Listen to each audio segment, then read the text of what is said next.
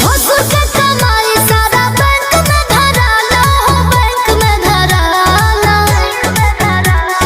हमारा मदद रोज कमाला, हमारा मदद रोज कमाला। घर घर बैठल बैठल खाला, कहियो मार देब रसोई घर में ताला। सासू जी करत रहिया हाला।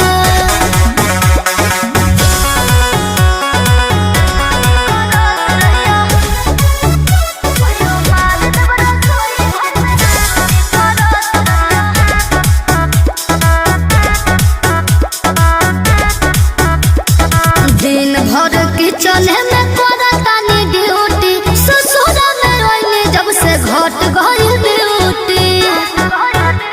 हर का कही दिन भर किचन में